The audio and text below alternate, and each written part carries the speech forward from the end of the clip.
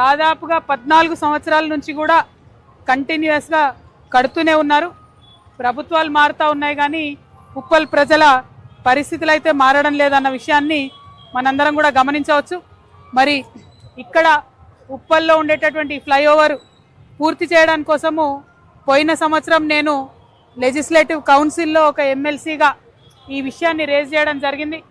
అప్పుడు కూడా కోమటిరెడ్డి వెంకటరెడ్డి గారు తొందరలో పూర్తి చేస్తాం మేము బీజేపీ కిషన్ రెడ్డి గారు మరి దగ్గరుండి కేంద్ర మంత్రి కాబట్టి దాన్ని పరిష్కారం చేయాలని నేను డిమాండ్ చేస్తున్నా.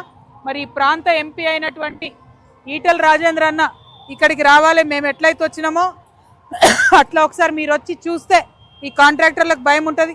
సెంట్రల్ గవర్నమెంట్తో అయ్యే ప్రాజెక్టు కాబట్టి ఎంపీ గారు శ్రద్ధ పెట్టాలని చెప్పి నేను డిమాండ్ చేస్తూ ఉన్నాను. మరి ఇక ఇన్నేళ్ళైనా ఇంకా కొనసాగుతూ ఉంది కాబట్టి ఇప్పటికన్నా దీనికి పరిష్కారం చూపించాలని చెప్పి మేము డిమాండ్ చేస్తున్నాం.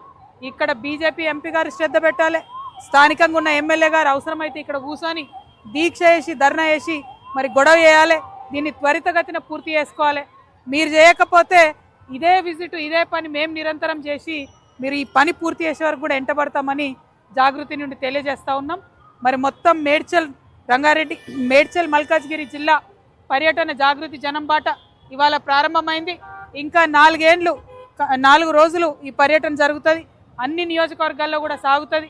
కాబట్టి మరి జనం బాట కార్యక్రమానికి పెద్ద ఎత్తున మద్దతు ఇస్తున్న ప్రజలందరికీ ధన్యవాదాలు. ప్రజా సమస్యల్ని పరిష్కరించడానికి చేస్తున్న ఈ యాత్రకి సపోర్ట్ చేస్తున్న మీడియా మిత్రులకు కూడా ధన్యవాదాలు తెలియజేస్తున్నా.